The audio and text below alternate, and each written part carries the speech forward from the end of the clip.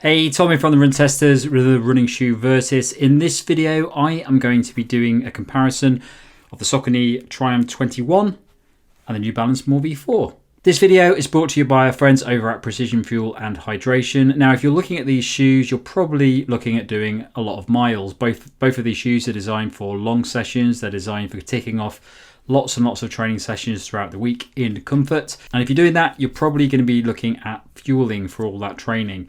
Two of the products that they have on the site are both products that I use, and these are the 30-gram carb gel and the 30-gram carb gel with 100 milligrams of caffeine in. Now, I've been using these for over a year now. I use them for my training for the Chicago Marathon and for the race itself. I tend to use a mix of them when I do a marathon, so I have a couple of the caffeine ones and a couple of the carb ones. I don't like to have caffeine all the way through, and I found they work really well. I have not had any issues with them at all. They digest very easily and they taste very nice as well.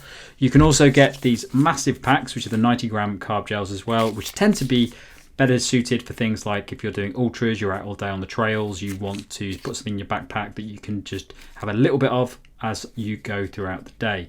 If you want to find out more about fueling, you can head over to the Precision Fuel and Hydration website, where there's loads of different articles from experts on how to fuel and the best way to do it for you. And you can also use their carb calculator, which will give you an opportunity to put lots of your details in about how you train, about how you sweat, and it will give you the type and level of fueling and hydration needs you need for your running. As a treat for our viewers, you can also get 15% off at the Precision Fuel and Hydration website if you go into the caption below and click on the link.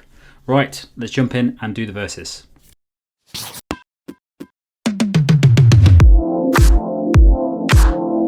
The Saucony Triumph 21 costs £170 or $160, weighs 280 grams or 9.9 ounces for men in a size 8, and the drop is 10 millimeters.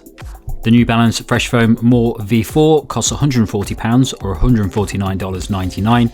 It weighs in at 298 grams or 10.5 ounces for men in a size 8, and the drop is 4 millimeters.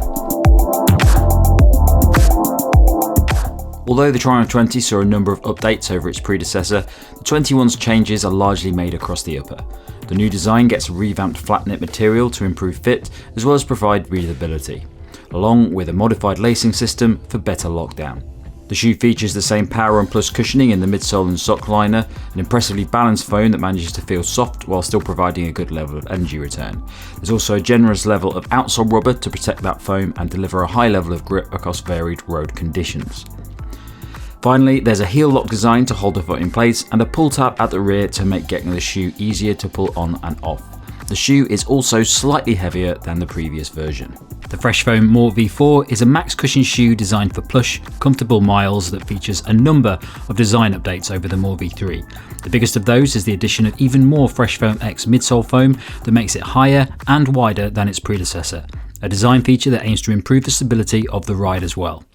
New Balance has also updated the outsole with new cushion zones across the length of the shoe, as well as flex zones to give it a more natural feel on the run. The shoe still features a rocker profile for a smooth transition and a modified engineered mesh upper that's built to feel plush but ensure ample breathability. The outsole is covered with a generous level of rubber for grip and to protect the midsole foam. There's also a reflective logo on the shoe for added visibility at night. So the fit for me in both of these shoes, I would say, is quite similar. They're both quite roomy shoes. They're designed for comfort. They're designed to feel nice on the feet without feeling restrictive or too tight or anything like that. The Triumph 21 I find to be an extremely comfortable shoe. It's quite plush across the shoe. It's got quite a traditional fit to it. And I would definitely stay to my size 8. This is a size 8 in the UK. I'm size 8. This fits me perfectly, and there's plenty of wiggle room around the front. The new upper on the Triumph 21 is pretty similar to the previous upper, to be honest, when it comes to fit, but it is slightly thinner than what was on the previous version. So it doesn't massively change the feel of the shoe, but it is a bit more breathable and it fits very comfortably. The New Balance Small V4 similar for me. It's a nice bit of wiggle room in the front of the foot. It's not too restrictive across the whole shoe. It holds your foot nicely in place, and there's quite a lot of padding around it as well. It's very much designed for those comfortable, long, slow miles where you don't want to worry about your feet. You want them to be really secure and comfortable, and it does that job really well. I have these in a size 8. I'm a size 8 in the UK, and it fits me perfectly. I definitely want size up or down in my size. Okay, so the run test in these two shoes. Now, I've done a lot of miles in the New Balance More V3 and the New Balance More V4. I've gone on record many a time saying it is my favourite cushion shoe out there. And it is still my favourite cushion shoe if I'm really looking for pure comfort and cushioning. The thing about the New Balance More V4 is that it's a shoe that is very good at slow, comfortable miles. It's not a fast shoe. It's not a versatile shoe. It doesn't really do anything other than those longer runs, those slower runs where you're not really picking up the pace, because it doesn't feel like a particularly heavy shoe, but it definitely doesn't feel like a shoe that you can pick up the pace in. You can't really go faster in this shoe. So I love it. I think it's an amazing shoe, and I use it all the time for those runs where I go out and do maybe an easy run, maybe an hour at 5-minute 20-kilometer pace for me, and it feels great. There's a nice rocker action to it that really just moves the foot into the right position and just keeps you ticking over. That fresh foam midsole foam, there's not a lot to it really. And when you use it in something like the New Balance 1080 V12 and earlier, it's not a very exciting foam. It doesn't really do a lot. It's not very bouncy. There's not a lot of energy return in it. And to be honest, I don't like that shoe very much because it just doesn't really do anything for me. I don't really get a lot out of it.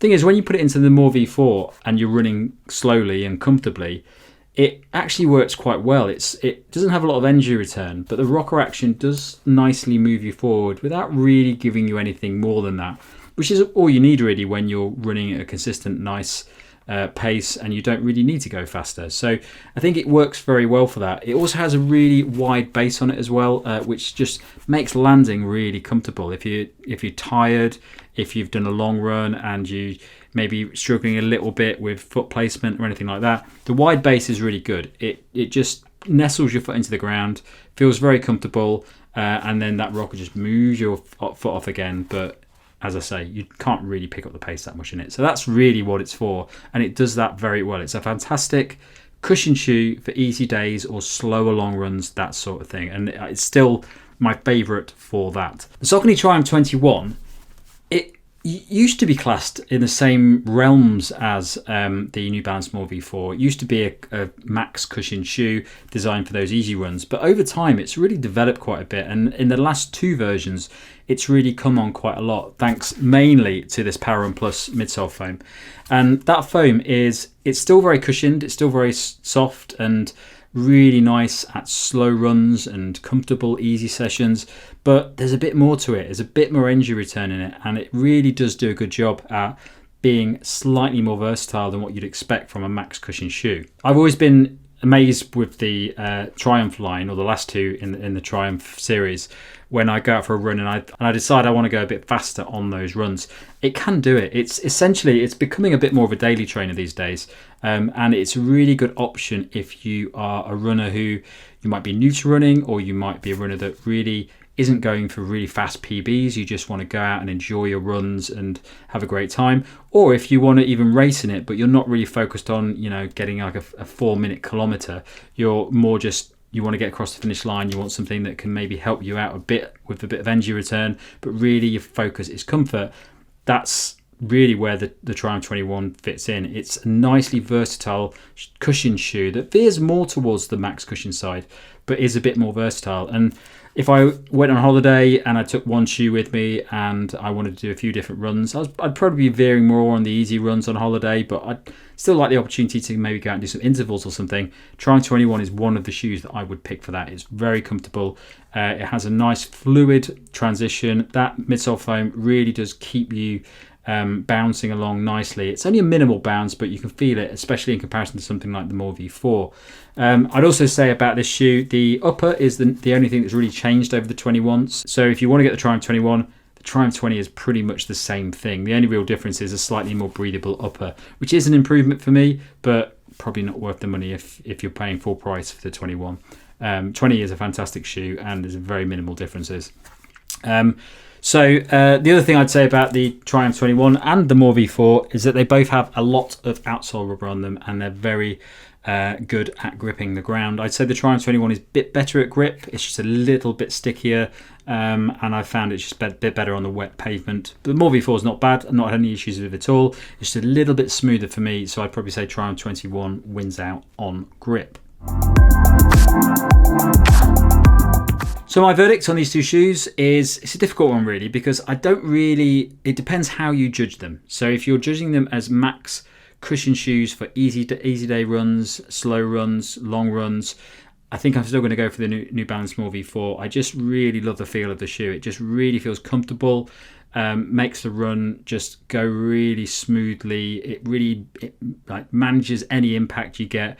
And just you get to the end of the run, and it could be a really long run, and your legs still feel great in this shoe. It just sort of cruises you along until the end, but doesn't give you anything more than that. So if it's for max cushioned, easy runs, long runs, I'm still going to go for the New Balance More V4. But the Saucony Triumph 21 is just more versatile. It's veering more on that daily trainer world at the moment. And I think it's a far superior shoe if you're looking for something that is a bit more versatile. You can do faster runs in it, all that sort of thing. So if that's what you're looking for, I go for the Triumph 21. But if you only care about easy days, slow runs, comfortable runs, I'd go for the New Balance More V4. I can't really decide one between those because they're a little bit different.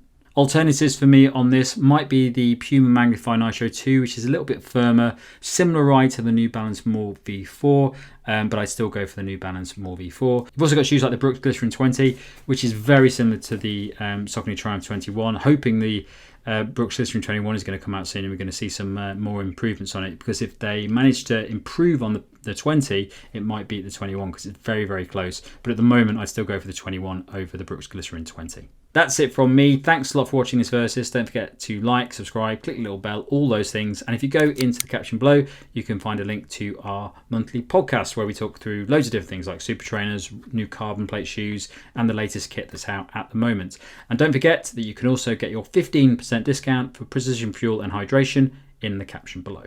Thanks a lot for watching. Catch you next time.